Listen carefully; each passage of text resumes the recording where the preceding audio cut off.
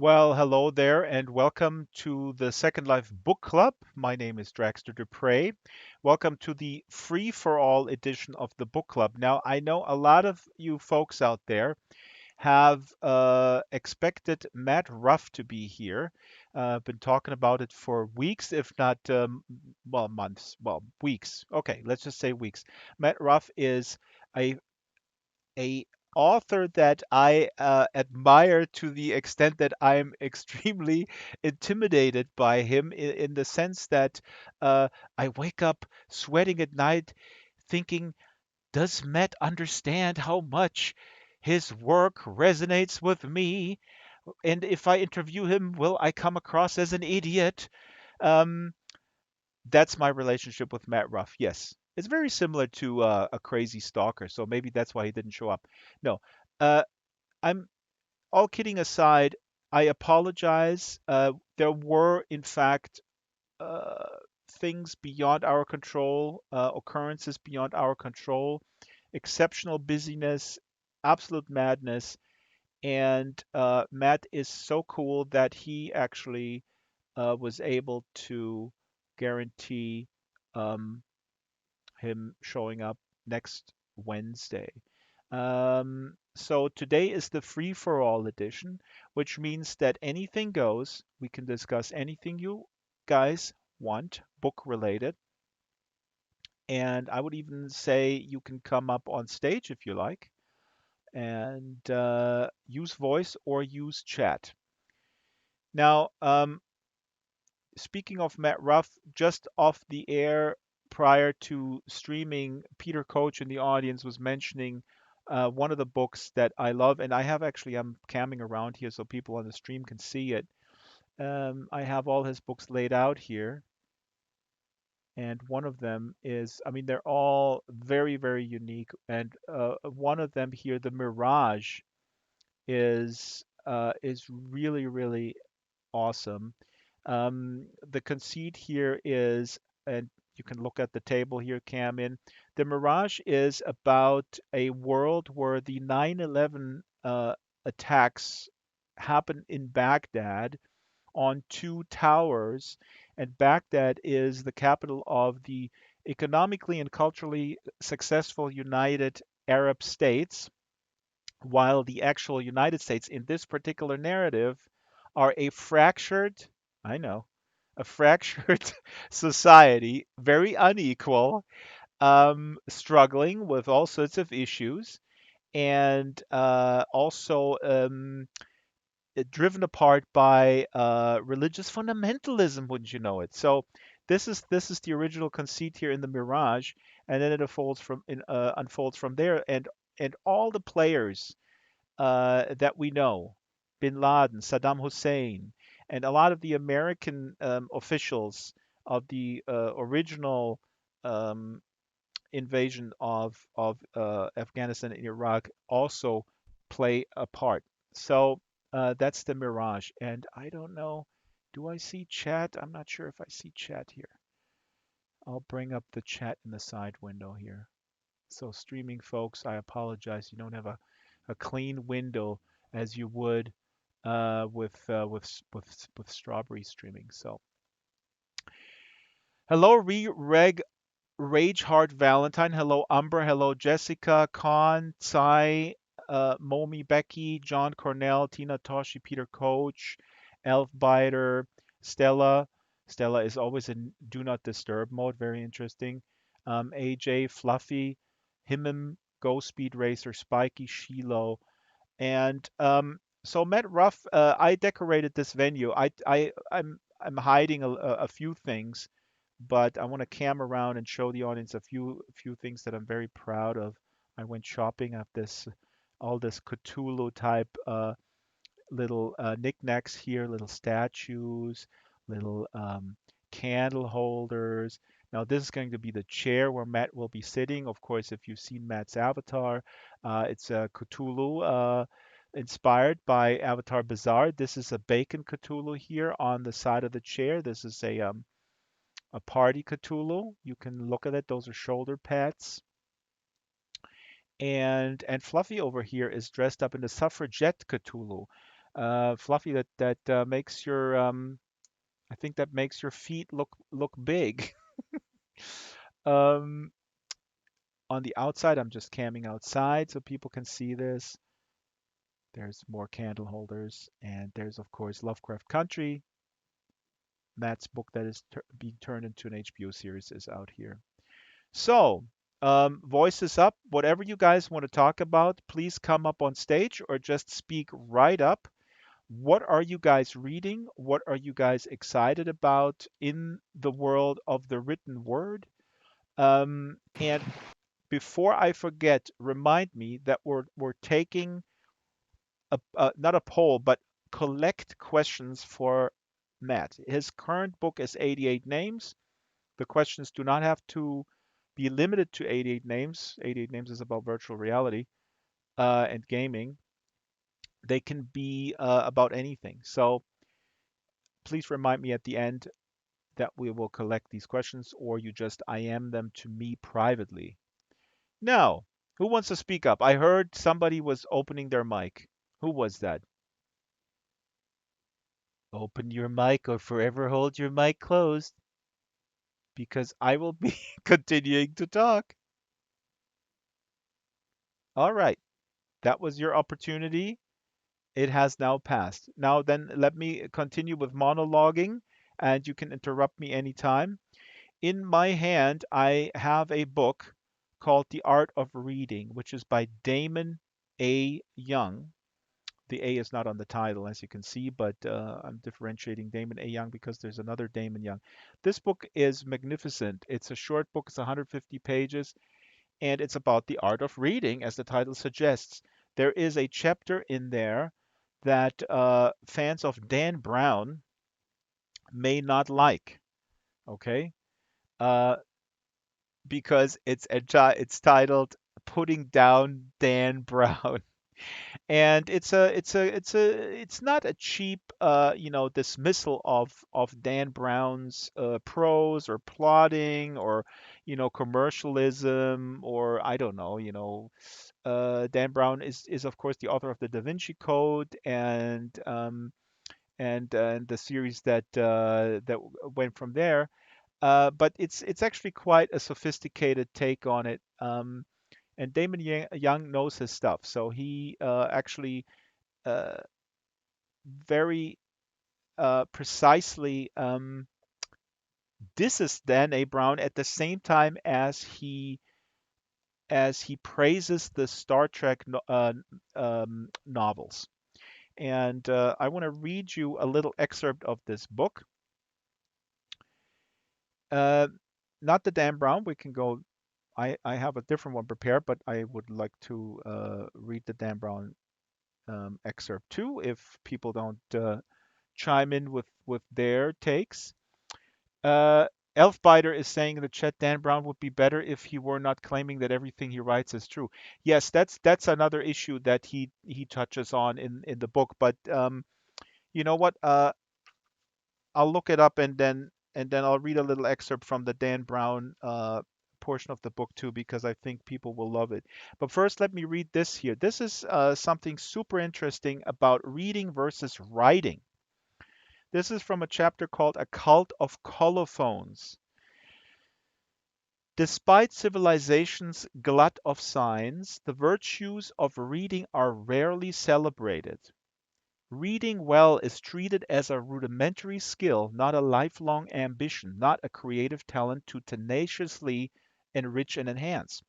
This contrasts with the popular writing industry, degrees, short courses, workshops, master classes, centers, festival panels. Newspapers and magazines run how-to pages.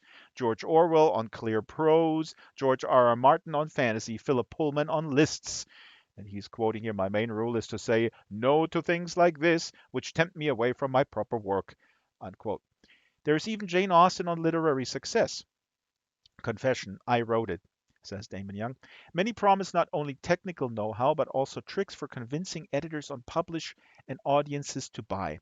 In this, the art of reading often takes second place to the fantasy of publication. One survey reported that in the United States, 8 out of 10 people wanted to write a book, a startling figure, if only even if only half right. Yet for all their hankering after authorial identity, many are not bibliophiles. The Pew Research Center found that a quarter of Americans had not read a book in the previous year. As writer translator Tim Parks noted, authorship has become a glamorous professional persona rather than a craft. It's rather as if the spontaneous romanticism of the 19th century poets, he wrote, had become a job description. However at odds this might be with the daily discipline of professional writers, the caricature abides. Novelist Flannery O'Connor's curmudgeonly observation seems right. They are interested in being a writer, not in, and let me turn the page, not in writing. They are interested in seeing their names at the top of something printed. It matters not what. So that's that is from the book The Art of Reading, and by popular demand, let me read Putting Down Dan Brown. And I see Love Jones is here.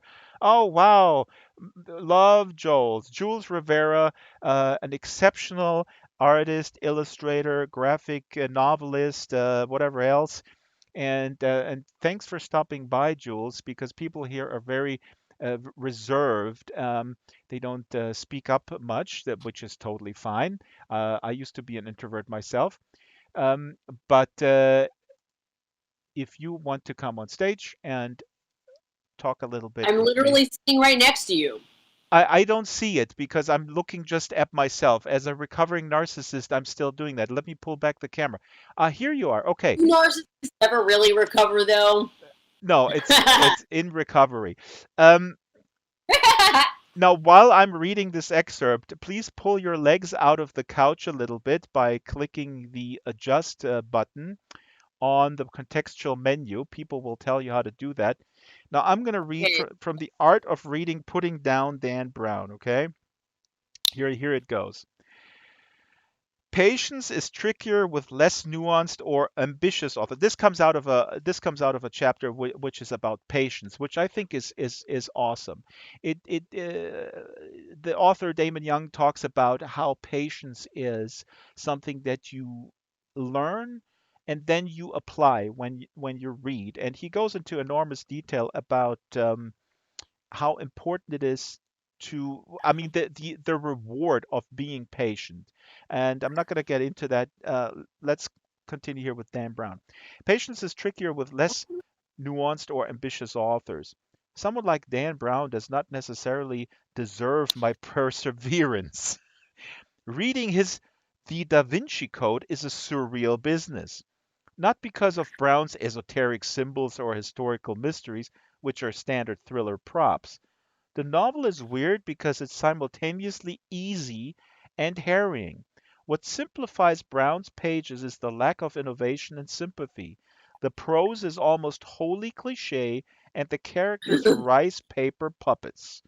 The Da Vinci Code is pure plot without the complications of Henry James's language or psychological nuance. It takes zero toil to move from scene to scene, puzzle to puzzle. It is masterfully generic. Brown's best-selling story is perfect for mass audiences with little in common but their gratitude for a brief escape. Now, I know people think, okay, he's knocking escapism, and he's knocking something that is just, I want to read on the beach and be thrilled by it and whatnot. Um, but here he continues. But this is also what makes the Da Vinci Code a strain. From the first chapter, I cringe at the hackneyed metaphors, which have no particular signature. Shit, I don't have. Jules, can you mute your microphone because we're actually live on the air and I'm reading from this book. Hold on. Sorry. Here, from the first chapter, I cringe at the hackneyed metaphors which have no particular signature of authorship. The heavy fist pounded. Toes sink deep into a carpet. Of course, a bathrobe is donned. These familiar verbs and adjectives are the equivalent of a grown-up lullaby, sung every day, consolingly for generations. His hero, Robert Langdon, is a persona. I never get past the mask into a mind. The only player with some psychological subtlety is Silas, the masochistic albino priest. Because Brown's prose is so commonplace, his character is so transparent, I keep stopping every few sentences. What might be frictionless entertainment is ruined by my need for some psychological abrasion, for the tenderizing discovered by Bennett's Queen, it's a book he references earlier. The Da Vinci Code is for humans, but not about them, and this mars the smooth plotting. I want the novel to end, not for the climax, but for the banality to stop.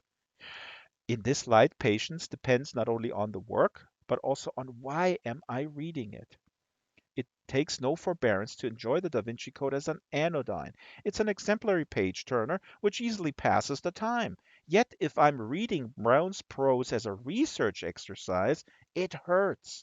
His phrasing and characterization leave me uncomfortably aware of my mortality. Your enjoyment will eventually depend, wrote Cliff James about Brown's Inferno, on how much you can revel in the task of decoding the text to lay bare the full extent to which the author can't write. The same is true of the Da Vinci Code. And finishing Brown's novel for its scientific and historical facts is not patient at all, since experts regard it as bunkum. This is not quite Aristotle's servility or slowness of anger, but it's close, a willingness to suffer pointlessly. Now this is brutal, but we can discuss this. I feel a little bit um, like Damon feels about Dan Brown. I feel a little bit about Conan the Barbarian, which I devoured as a teenager, and it's just something where I can't really handle the prose anymore. He goes on about this, and it's not just about the prose because he will then, like I said, he will state that the Star Trek novelizations are um, also escapist, but there is something fundamentally different than what Dan Brown does. Um, so yeah, um, there you have it. Any comments? Wow, this is a really quiet crowd today. And Jules changed her outfit back to the noob. Jules likes her outfit Um, back to the noob. Okay, fine, yeah, no I problem. went back to the dog in a bag because for some reason on my computer, my avatar made it look like my character's boobs were falling out of the dress, and I'm like, hey, maybe it's not a great idea to show up to the book club naked, Oh, and that that's why I was having technical difficulties over here because I'm like, great, y'all can see like everything, I all right? understand. Yeah, that's So always disconcerting. That that's may why ha- I'm like, you know what, we'll just go back to being, a basic chick. Which I mean, that's kind of the whole argument with Dan Brown, right? I mean, yeah. basically that all that was a bunch of fancy paragraphs to say, yeah, Dan Brown's basic, isn't he? It goes on into more detail because his beef with him is not only that the prose is lacking and the writing um, is lacking. I think I should read another page for context and then we can discuss it because uh, you're right, Jules. What I just read, this is like, okay, the dude can't write, but there's more to it and how it affects us. Let me read one more page. And in the chat, it says, Elfbiter, lots of Star Trek novelizations are written by science fiction fantasy writers to make a living. That's a good point, Elfbiter. When their own worlds don't sell, that's absolutely true. There's actually Ellen Dean Foster is a great example of someone who did. Ellen Dean Foster did actually the Star Wars novelization. Ellen Dean Foster is a fantastic author in his own right.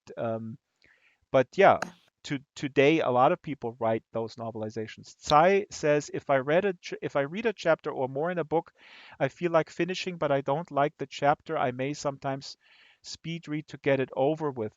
Tsai, this is an interesting point. Um, I finish everything, and this is also here in the art of reading. He talks about sort of the obsessive notion to finish everything. He feels like that too. I feel, and I've said this before, I actually feel that even if you read something that is really crappy, or I mean, or that you perceive as really bad or crappy, even if you finish it, you learn at least to distinguish between crap and good stuff. Hopefully, I mean, I don't know if that applies to food. If you eat crappy food, you just get fat and addicted to crappy food, I guess. Um, AJ says, I have literally never read Dan Brown. It just felt squicked out, which has zero basis in any experience, but I wasn't going there. Elfbiter says, when rare people know Foster's Flick series. Yeah, post the link, Elfbiter. Now, let me read one more page, and then I'll turn it over to people who wanna chat in voice. Here we go. Where are we? This is in this light, patience to. Ah, yeah, here we go. Henry James understood this. Patience is not a sexy virtue, but it's prized because the benefits of reading are never instantaneous. It's only through specific phrases that the author's ideas, moods, stories can be invented, that arguments or sufferings can be recreated. By allowing them to press on past the point of comfort, forbearance can leave readers with greater awareness of themselves, recognition of sympathies or animating concepts. In his sly short story, The Story in It, Henry James described a bored reader who has asked for bread and been given a stone. But as James himself noted, part of becoming a discerning reader is recognizing that the stone is in fact grain. That equals all Buddhists taught us. It simply takes a little art to make it edible. The Golden Bowl is a slog, but the finale involves one of the finest descriptions of adult maturation in English. To reach these vistas, readers may have to endure a less edifying view, the vacant cadence of their own minds as attention dims. And Jules was very correct. These are just fancy words that say, hey, eat your broccoli, it's good for you. This can become easier. Hold on, give me one more second, Jules. I'm just finishing this paragraph and then you can talk at liberty. This can become easier. Audiences can become slowly accustomed to circumlocution and stretched storytelling. Preparing for the Golden Bowl might include beginning with James's short stories. This is also Henry James, working up through The Europeans or The Portrait of a Lady. Tales like The Figure in the Carpet and The Aspirin Papers are intricate works which offer the master's atmosphere in miniature, so on and so forth. Um, I want to go back here. Yeah, I want to finish up here with what the issue is here with Dan Brown. These works cannot be reduced to literary training wheels to be unbolted and tossed once balance is achieved. They are worth enjoying for themselves, but they can, it's like with the broccoli, right? But they can also broaden and deepen our capacity for pleasure or at least comprehension. Similarly, it's easier to cleave to Aristotle after Plato and in some ways Dante after Aquinas, not because the first authors are simplistic, but because they helped to create the materials from which the later masterworks were wrought. Alongside this cultivation, it's vital to decide why becoming more patient is worthwhile in the first place. There are many reasons for reading, from mere preoccupation to heightened sympathy to conceptual clarity to sublime revelation. We can pass time with H.G. Wells or explore it with Marcel Proust. Becoming confused about these ends might be a pleasant surprise. Looking for Edwardian thrills and finding impressionistic nostalgia. But these mistakes can also be narrowing because they distort the worth of sophisticated literature. We are animals of easy torpor, and it takes little time for choices to become obvious givens, for the polish of the familiar to outshine novelty. Habits become their own justifications. Here it goes. Habits to start start with a bunch of McRibs in the morning at McDonald's.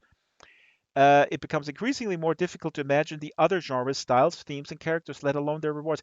This is the danger of Dan Brown. He really hates Dan Brown. This is the danger of Dan Brown and his bubblegum peers. Not that they're trivial, but that they can become a schooling in numbed haste. They allow us to ignore why authors like Henry James are worth grumbling for. We're not amused. Okay, too long, don't read. He basically is saying uh, things that are maybe a chore, they have longer lasting benefits for prolonged happiness. Maybe this can be applied to sexual relations as well. Jules, comment? Absolutely. I knew it. Maintenance is absolutely a virtue in the bedroom. That's a lot of things. Hi, I'm literally an artist. So that means my days are spent doing really, really tedious things. Like making drawings is so agonizing sometimes, especially if it's a really big, elaborate drawing in perspective with 5 bazillion lines. And I've got to make sure every building looks right. Yeah, of course, it's tedious and awful, but the payoff is, holy cow, look at this really cool piece of artwork I got. So Right. yeah, I mean, on one hand, it's good that audiences are, should look for something more than a greater thrill. But I feel like if you look for a book that engages you emotionally, that greater thrill is going to be all right. And I don't know. I've always been a fan of books that just know how to get started. Like they get rolling, they get moving, and I'm like, yeah, this is a really good adventure. I'm reading this. I'm into this story. Jules, you're Books that making a want you're making a super good point about this whole patience thing, which is this which that touches in this excerpt, because as artists, you cannot become a successful artist, and by successful I don't mean monetarily or career-wise, but just producing something that you're happy with. You can't you can ne- There is no shortcut. You will have to go through a certain amount of grind, right? But you put this beautifully here. It, the way to get through this is because you know that the outcome will be worth it for you, right? The payoff is there. Well, yeah. I mean, I know that even though I give myself a whole bunch of time to work on a whole bunch of artwork, I know that at the end of the day, I'm going to have some really cool artwork to show for it. And nobody can ever take that away from me. I mean, look, art, it's amazing. And that's, to me, it's worth it. It's worth the investment and the tedium. That's how I feel. That's how I feel about books. You said you want books to get started quickly. Tsai in the chat says, I feel like I should finish my books I started, but I may just keep them lying around them forever. And again, everybody feels about this differently. I mean, I'm not gonna sit here and judge people who don't finish books. I finish them, and it's sometimes maybe I should move on, but I do feel specifically about books with slow beginnings. Um, and this can apply to a short book as well as to sort of an epic Tad Williams novel, or fantasy novel or whatever, or especially a classic like uh, name escapes me now. What was I reading last year? Lost Illusions by Ugh, I have to look it up. But the the slow beginning is the pacing is important, and when an author you know chooses a certain pacing, then if the author is good, there's a reason for it. That's also the point of this passage, is that yeah, sometimes we just want fast food, but fast food all the time is not nourishing. It depends what we want out of engaging with books or art, I guess. You know. Just Drax, because can I say something? I'm sorry. Yeah, you can come up on stage, Con. Okay. Honor the Balzac. Oh my God, I should have remembered that, because the Americans like to pronounce Honor de Balzac as Balzac, which is a little offensive. Um, but they don't mean it that way. The poor Americans. Uh, it's called Lost Illusions, which is by today's standards very, very slow. This is a novel from 1799. I'm posting, have Fluffy posted in the local chat. So Con, go ahead. Well, we've been talking about Dan Brown and the mass popularity of what is probably pretty mediocre writing. I don't think anybody is going to be talking about Dan Brown 100 years from now, like we might be some other authors. But A lot of this has to do with the publishing industry. Yeah. And we've talked about the publishing industry on a couple of your shows prior to this and how they select certain authors, certain types of authors, certain works. Um, I like to go back to a story I read once about John Steinbeck when he was starting out in his career writing. And his first novels were received critically very well, but they weren't making him a lot of money. He had a pretty rough life for most of his life.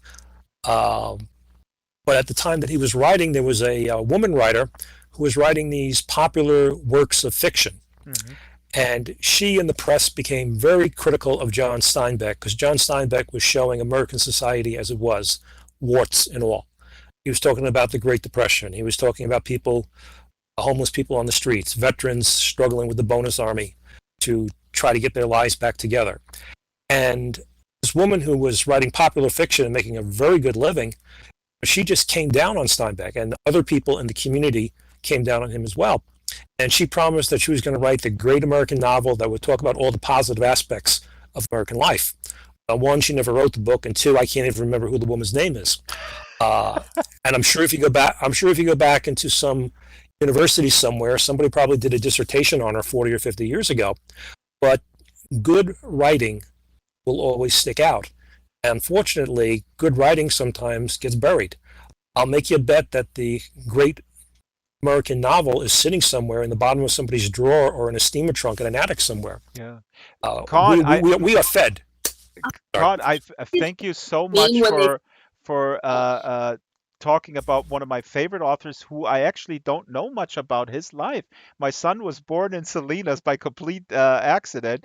John Steinbeck's Place of Birth. I love John Steinbeck. He's one of the great moral authors, and his stuff is just not, is as timely as ever. And Con, your point is well taken about the success and how or the success in a particular industry and then the significance of the work. But I also want to say that the issue here is the access to the industry. This comes to mind again, and we'll ask Matt Ruff next time about Lovecraft Country, which is a book about the African American experience, and I think he did an amazing job with this. But the realities, and I certainly don't fault him for this, the reality is that in today's publishing industry, a black author would probably not have been given the opportunity, or the advance cash to sit down a couple of years and writing up this story, right? So this is just I'm just throwing this out there.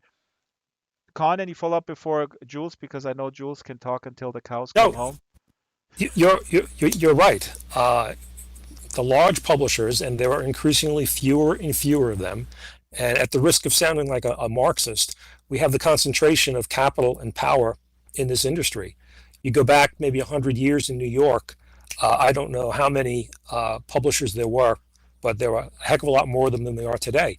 Yeah. There are agents out there representing people. The diversity of product, excuse me for using that word, was much greater than it is today. Everything from the dime magazines you would see in newsstands, whether they were comic books or pulp press, like Howard, Conan Books, and others started, all the way up to literature. That's where we had Hemingway, Steinbeck. Oops, Today, Con is breaking up a little bit. No, go ahead. You were sorry, breaking up. It's okay. Keep going. sorry. So today, I won't be around 100 years from now, but I'm going to be kind of curious to see what people will look back on from our time and remember and consider great literature. Yeah. We're having fun at Dan Brown's expense right now. Nothing wrong with his work. He's making good money. I won't take that from him. But will we be talking about Stephen King maybe in 100 years? I do hope. Yeah, that's a good question. Let me just quickly say, welcome. Max Graff is in the audience. A long time no see. That's wonderful. Also, don't ever apologize for being a Marxist. I call myself a Marxist, sometimes provocatively. Uh, Marxist theory. I'm actually reading this Capital right now, as I said last week. His theoretical and intellectual insight into how money works and how societies in this economic system work, nobody dispute if anybody disputes that this is the deepest the deepest insight that we have, that person is a fool. Now, it's a completely different proposition if you want to follow this and create a society as he has proposed. Now, that's a different story, and we can have that debate. Right. But what you're saying, Con, is so important. It must be stated again that the end game of the type of capitalism we have is basically monopolization, and that's not good for a diverse culture. I mean, nobody can make that argument, right? I agree with you, and you heard it here first. Marx was right. I agree with you. As a form of government and running the economy, it didn't work very well. But if you look at the warnings he gave the world about what was going to happen, they're happening today. Maxwell is saying I'm a Marx brotherist. Elfbiter is saying yesterday's entertainment is tomorrow's art. If Shakespeare would live today, he would be writing TV series scripts. Very well. Jules, one. You would have written Avengers movies. I have to wonder, what is this obsession that I hate to say most white authors seem to have with this whole the great American novel thing. I gotta wonder. That's a good question. Possibly capture the entire American experience in one whole ass novel. Also, you're white. You don't know the rest of the. Wait, hold on. I'll let Con answer this question, but this is funny. You know what this reminds me of? I come from the music business. I studied music. I played in bands. I have a big catalog that provides some passive income. And I bump into this guy. Very impressive speed metal guitar. Right. I also played in a speed metal band. Let's not get into the detail here. Let's not. My point is, when I meet a friend of mine from college, from the conservatory, I meet him once a year. And he is very successful as a sideman. He plays in jazz orchestras. He tours the world. He arranges stuff. He is super gifted. He plays clarinet, saxophone, flute, the entire family. And he's very successful. And every time when I meet him, the only thing that he talks about, and you can take a wild guess, is a number one hit. He cannot. It's so funny. And I said, Christian, look at your career. You're making a solid living. You are in high demand. You play these instruments that are always in demand in the jazz field. You play on TV all the time. You arrange even stuff. You record. They always call you. No, he wants to, and this is sort of how I feel like for a writer is like, I gotta write the great American novel. So anyway, Yeah, but I Con, don't. Drax, Jules, you're right. There is Yeah. this obsession in our Western society, particularly American Western society, with you've got to have the great American novel. You've got to have the number one hit. You've got to have whatever it is. Whereas, what's wrong with having a nice, comfortable living? You enjoy what you're doing. You're taking care of yourself and your family. You're adding to your community. That's a good life. yeah, But there's this idea that, and to your point also, Jules, if I may add one more thing, how can somebody who comes from my background possibly tap into all the experiences of everyone in this country right now? And that's, I'm sorry, please. yeah, go ahead. No, please, you. I'm sorry, I interrupted.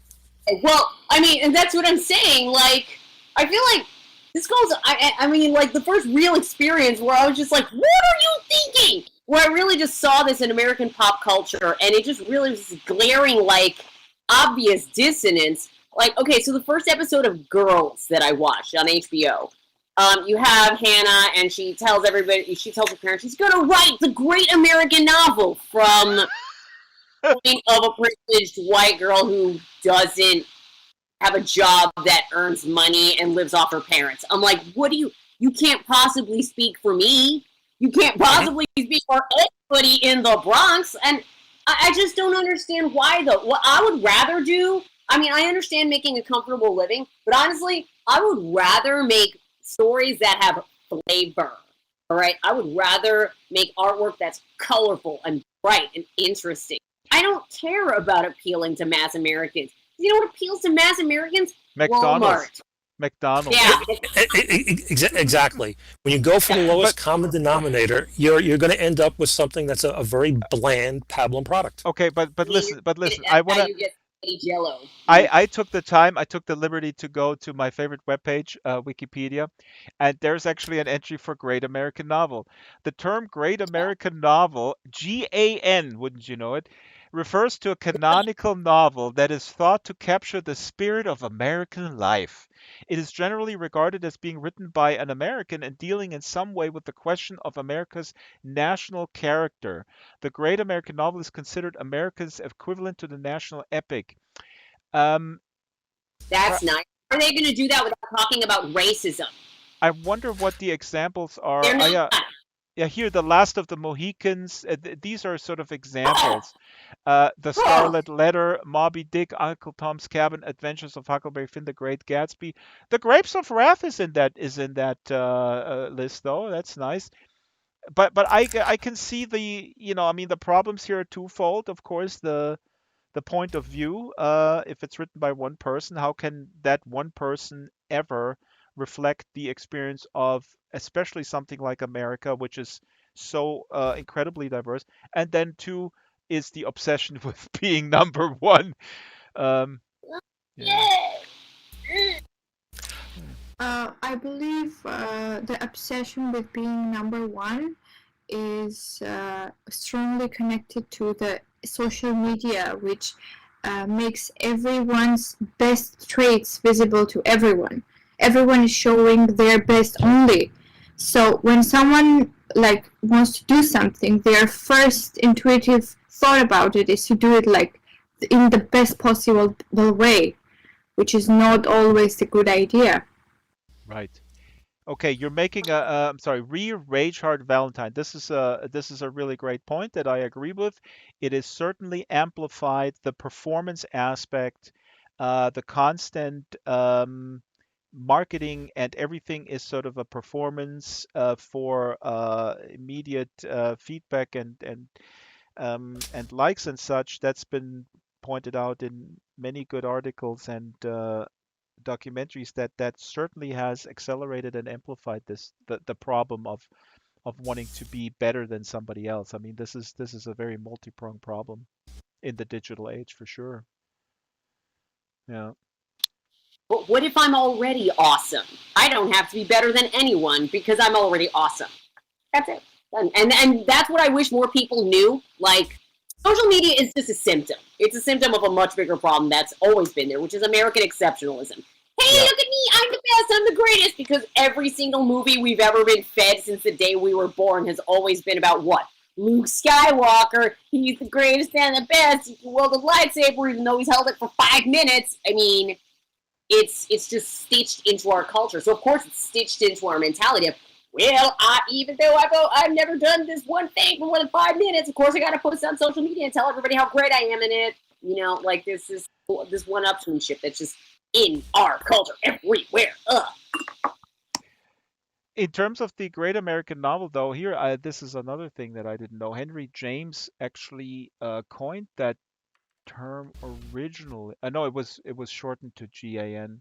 Um, the term has shifted, or the meaning has shifted. It says here in Wikipedia, the term Great American Novel comes directly from the title of an 1868 essay by American Civil War novelist John William De Forest. In the wake of the Civil War, Forrest claimed that the great American poem could only be created after the United States had experienced hundreds of years of democracy. However, oops, all right, that didn't work out. However, he believed that the great American novel could be written much sooner. He defined the great American novel as the picture of the ordinary emotions and manners of American existence. Here we go. I mean, it's pretty clear that something like this is an impossibility because it is, yeah, if one person writes it out of their own experience, whatever that experience is, whatever class that person is or ethnicity, it is colored by that experience. So the great American novel has to be a great American melting pot. novel, I guess. I think the Great American Novel, I think that author, even though he wrote over 100 years ago, probably came closest to what the Great American Novel, if such a thing can even exist, would be about the ordinariness of our lives. Anybody remember the book, Bonfire of the Vanities, that came out, what, maybe 30, 35 years ago? Yes, that's Now, on that my was list. Oh my God. Yep. Yeah, go ahead. that was touted to be the Great American Novel at the time. Got a lot of criticism, and it's still out there. My own judgment is still reserved on it. But again, I think it's talking about a lot of rich people who are just interacting with life, and I just don't think it captures it. And I think that if anybody can ever write about the Great American Novel, it's going to be somebody who's going to be like a Steinbeck or Richard Wright, somebody who can talk about the ordinary people and what's affecting them. Yeah. People today who are on the streets protesting, people who are homeless, the people who don't have health care. That's how we have to view American society today. Not a bunch of bond traders on Wall Street having a merry old time for themselves. I haven't read the Bonfire of the Vanities, but I recently heard a reportage about it. But it's my understanding that this is also, that this is satire, that he really satirizes that specific, very vapid pursuit of money and all that. So this is on my to read list actually, and so I can't make a comment. I just what I know about it is that Tom Wolfe was uh, a journalist who did a lot of research, and that he intended this to be um, yeah, a satire where he's not condoning the sort of self-destructive ultra-capitalist behavior, I guess. Yeah, I've heard that too, and that's recently how the book is being viewed as a satire. When it first came out, it was kind of being more presented as the great view of American life at the time, because remember, Yeah. that's when Wall Street was going gangbusters, the world was Right, came out our in oyster. 87. Yeah. Yeah, something Oh, like I that. see what you're Uh, saying, Con. So you're saying that this is like really like sort of a straight take on it, like, hey, this is cool. Like, look at these parties, and he just describes these parties and stuff. and right now, this whole it's a satire is more revisionist look at it. And again, I love Tom Wolfe as a writer. I think he's a great writer, especially his early journalism. Um, but I think by the time Bonfire of the Vanities came out, and I too have not read the book, although it's been sitting on my to-do list for a couple of decades. Um, and one of these days I have to make the time. It's that it's a big novel, and I do like to try to finish every book I start. Um, I think there's some revisionism of that going on, but I still don't think I would make it a great American novel. Yeah. This is funny. Elfbiter actually says, how many writers have claimed their works are satire afterwards? That's a good question. Let's do some research, Elfbiter. That's a good point. I mean, I always thought that this is a fairly recent phenomenon in this day of, like, irony, and nothing really matters anymore, and you can always claim like, oh, that was an ironic take and you didn't get it. So, which has to do again with the acceleration of sort of very superficial interaction with social media, that you say, well, my take was ironic, you didn't get that. So it's like a that's what there is a David Foster Wallace essay out there, or an interview where he says it's actually on YouTube, the problem with irony. I'm gonna link this. I'm gonna find this. This is a really important thing to watch. David Foster Wallace. I love him. Anyways, Jules is dying to say something. I come from radio. Dead air is I mean, terrible. But I'm not. I shouldn't encourage I you, hate because you irony. talk all the time, Jules. So don't talk over Con either, will you? Oh, go right ahead. I try to be respectful. Okay, but like, gosh, I lost my train of thought. No, I had a really smart thing to say. Oh no, wait. I hate irony. I feel like irony introduced a lot of the bad stuff we're seeing now. Like, I think back of how much damage did South Park do to America? Oh, this Like, is you yeah. just made racism funny, ha ha ha, and I'm like, wow, you miserable little edgelords got us here. And I'm just wringing my hands, just getting all kinds of mad thinking about it. Like, ironic racism made real racism come back. And that's why I'm not a fan of irony. Like, you want to say something with conviction and mean it. Don't just go, oh, but I was being ironic. That's backpedaling and cowardly. That's That's all I have to say. that's exactly David Foster Wallace's point. If people don't know who David Foster Wallace is, I don't want to. Do you have 3 hours? Because I am obsessed with Infinite Jest, and I know the running joke is that Infinite Jest is sort of like the book that every, I don't know, every white 25-year-old loves. I read this book. I was already 42, and I just love it. And David Foster Wallace is, I think, a really important author. He passed away 2008, committed suicide. Infinite Jest is a important book, I maintain, and there's a lot of interviews out there. He is a sharp thinker. There is also a video out that with the title "This Is Water," an essay or I think a commencement speech that he gave at a college. But yeah, I agree with you, Jules, with the irony, and I also agree with the South Park assessment, which is a not a very popular take in my circle of friends. Because, but I do actually feel that South Park, there's a few essays out there that are really sharp, that criticize South Park along those exact lines, that they just made everything, everything is on the table, and nothing really matters. So I think that that's contributes to the culture we have today, to be honest. And it contributes to not deplatforming absolutely dangerous concepts like Nazism, like racism, like white supremacy. We don't deplatform that because everybody's trying to, quote, give everybody a chance because we're so cool because of South Park, right? And this is what happens. We all got complacent. We all took a look at a thing and said, this is fine, and then let it invade us like a virus. Let's not pin let's not pin everything on South Park. In the chat, really quick in the chat, and then Khan, if you want to chime in, we're running up against the clock. AJ is saying, miserable little edgelords may now be my favorite phrase. Elfbiter is saying there are rather many examples of verbal abuse being described as sarcasm, satire, and jokes afterwards. AJ is saying, I have a comment regards to American exceptionalism, if I may chime in. Oh yeah, AJ, if you want to say this in voice, I'll throw it to you right now. Let me read through the chat here. Maxwell Graf says, if only I could think of a good meme to insert here, damn it. Sai says satire is very powerful and has a function in society. Absolutely. We're not equating satire with irony. I mean, there is incredibly sophisticated satire. Let's be clear about that. I think we're describing a convenient cop out of people who find themselves on the wrong side of history with something that they've written to just sort of do a little revisionism here. But Sai is making a very important point here. If satire, if it's directed toward the powerless instead of the powerful, it's lame. That is the point here. That's how I'm trying to raise my son when he cracks jokes and I say, that's not funny. He says, well, it is. So, you know what? You're punching down. Try to punch up. It's more difficult, but it's this is real humor is punching up. So if you're just taking cheap shots at people who are already sort of marginalized, that's lame. Punching up is also riskier, Drax. Yeah. Anybody can take a shot at somebody who's less fortunate from them, and that's wrong. It's cowardly. But take a shot at the powerful.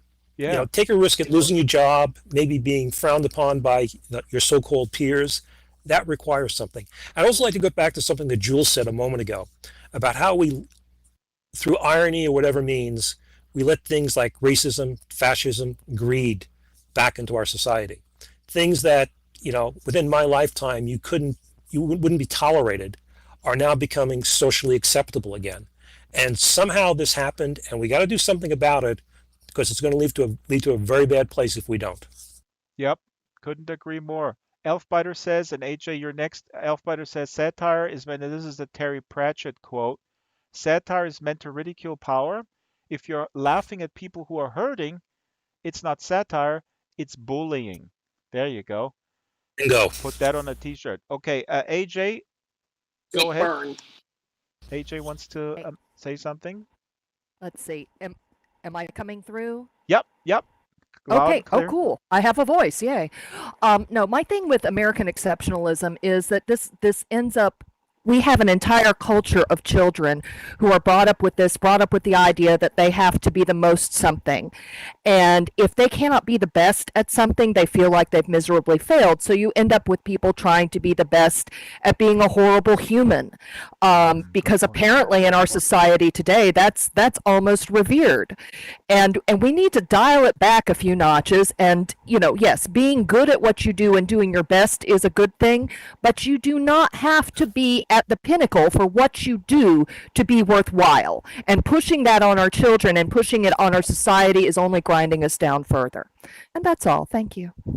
AJ, that's a very good point, and I have a lot of sympathy in that regard with young folks who have been, conditioned with this message for a long time, and then, as you say, find only, what am I good at? Oh yeah, I'm good at being an a-hole towards other people, and I get a few laughs out of my uh, bully friends. So this is an oversimplification. There's a great video essayist on YouTube by the name of Peter Coffin, who does incredibly sophisticated video essays on YouTube. It's remarkable. He talks about cancel culture. He talks about rage and all sorts of things. So Peter Coffin, I have to look up the link. Yeah. Where are we? Who wants to say something except for me? Oh, we need to let's collect questions for Matt Ruff. If you have any questions for Matt Ruff, put them into a direct message for me, and he'll be back here next week. And I have to talk to him to give away books. We had problems with delivering books that were won by people. Please be patient. I will contact folks. It's a rough time still. Some people are very good with shipping out merch.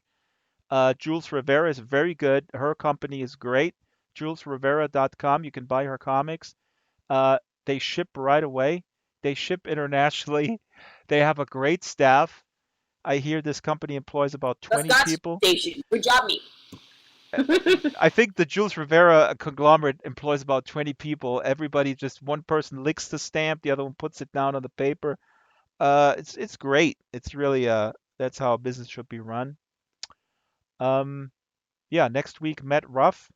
Any last words? Oh, yes, and Con Sweeney has a new show, and the Mystery Hour with Con Sweeney is premiering when, Con? July 20th, Monday, July 20th at 6 p.m.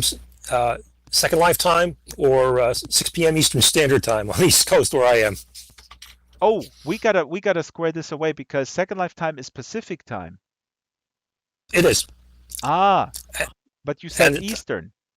when it's 6 p.m. when it's 6 p.m. Second Lifetime, It's it's 9 9 yours. p.m. Yeah, yeah, you're right. Absolutely. Eastern Oh, yeah, Time. yeah. Oh, yeah. Okay. Mental arithmetic is not my forte sometimes. No, that's right. I just heard 6 and 6, but that's right. It's 6 Pacific, 9 Eastern. Yeah. Awesome. I'll be in bed, or maybe I'll get up in the middle of the night to see if you guys clean up after yourselves in my book We'll, club we'll, here. we'll send you the link, I promise. I thought you were gonna say you sent me the bill for the cleaning people. We got people that. Don't worry, Drax.